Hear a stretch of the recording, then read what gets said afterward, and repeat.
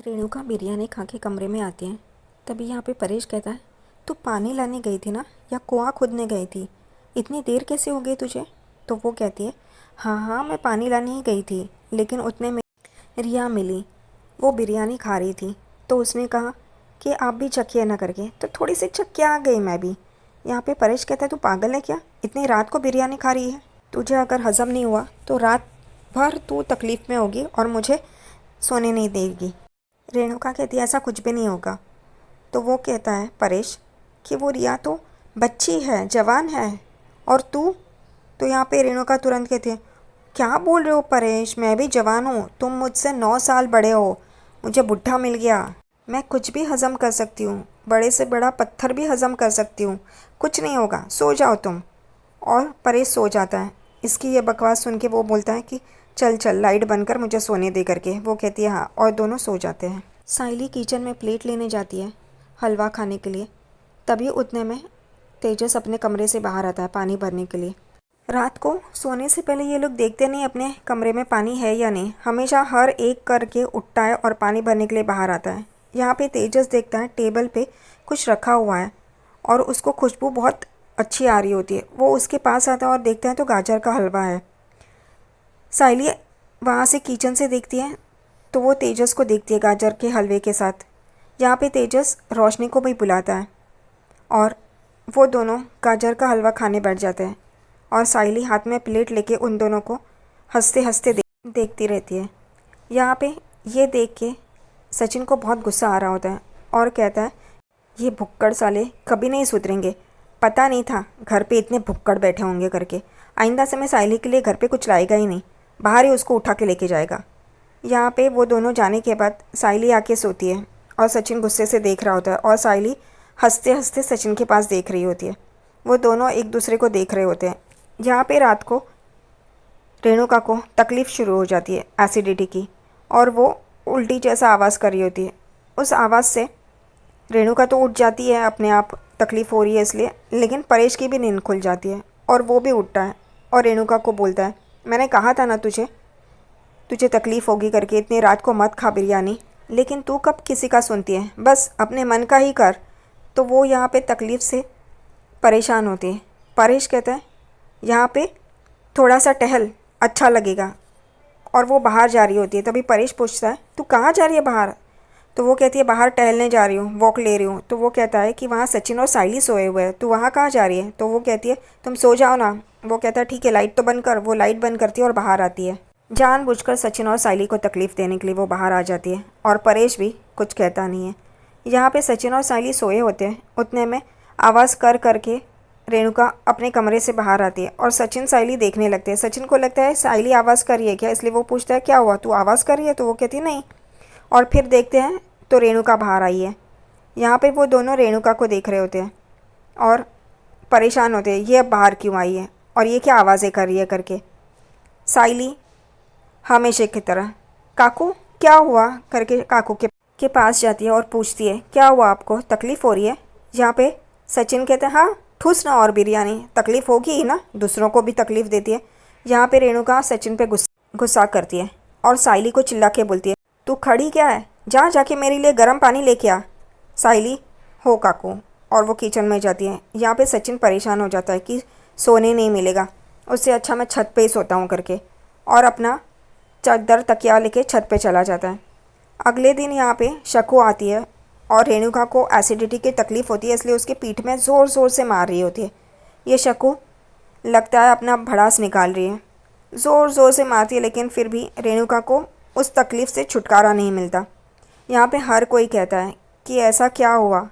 तो परेश कहता है, मैंने तुझे रात को ही कहा था बिरयानी मत खा, लेकिन तू कभी किसी की सुनती है। यहाँ पे तेजस रोशनी को कहता है, तुम जाके माँ को मसाज दो ना। तो वो कहती है, मसाज?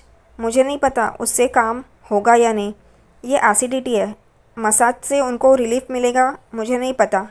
यहाँ पे शकु साइली को कहती है, साइली आना और इसको मारना। यहाँ पे रेणुका एकदम से साइली को देखने लगती है। तभी सचिन कहता है साइली को, साइली चल जा और पूरा भड़ास निकाल दे अपनी।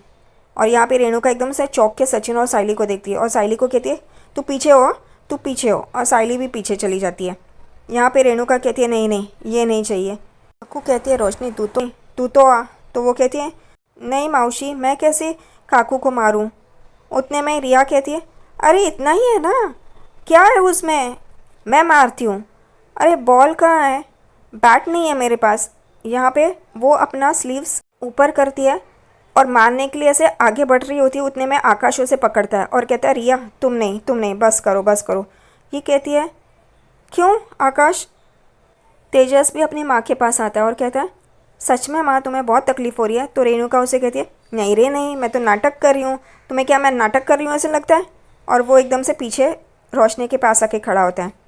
यहाँ पे परेश कहता है तुम्हें कहा था बिरयानी मत खाओ। वो रिया छोटी है जवान है उसे हज़म होगा, तुम्हें नहीं।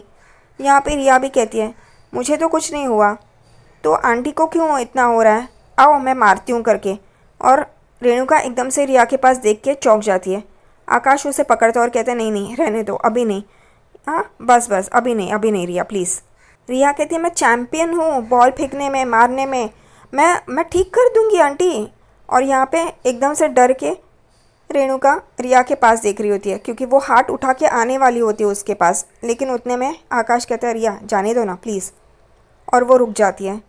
यहाँ पे कोई भी नुस्खा काम नहीं करता, इस वजह से यहाँ पे सचिन जानबूझकर बोलता है कि वो आजी का गांव वाला नुस्खा वो आजमाते हैं। इसको पटक के ऐसे दे मारते हैं ना नीचे। उतने में रेणुका एकदम से उठ के खड़ी हो जाती है और एकदम से डकार मारती है और उसकी एसिडिटी ठीक हो जाती है। यहाँ पे सचिन कहता है देखा हो गया ना ठीक, मैंने सिर्फ बोला और ये झूठ था।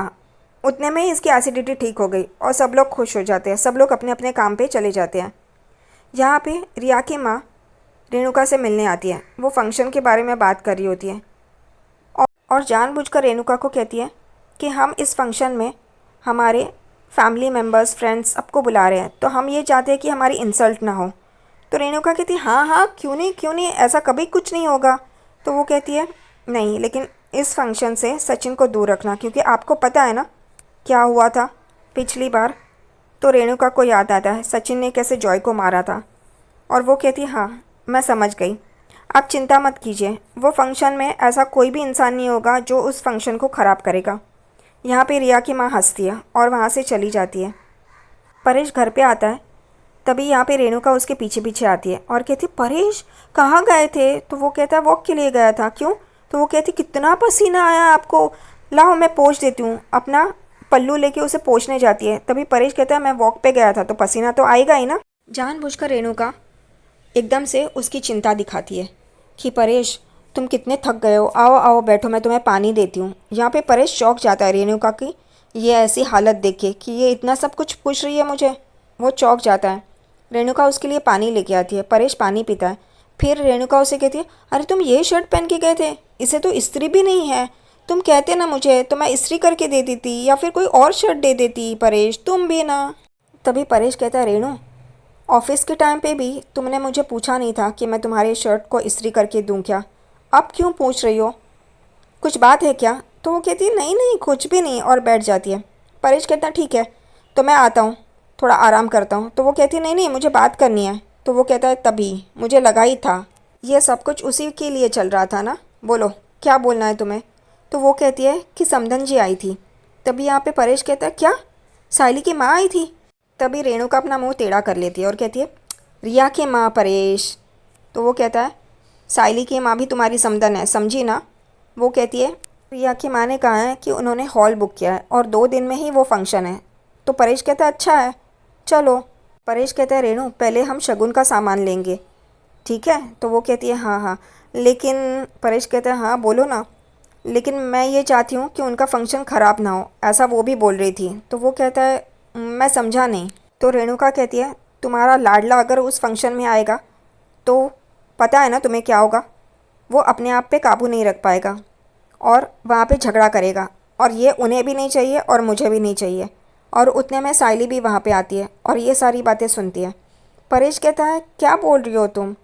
तो वो कहती है देखो परेश सचिन अपने आप पे काबू नहीं रखता और वहाँ पे जाके कुछ ना कुछ ऐसा करेगा जिससे ये फंक्शन ख़राब हो जाएगा और मैं नहीं चाहती कि ये फंक्शन ख़राब हो।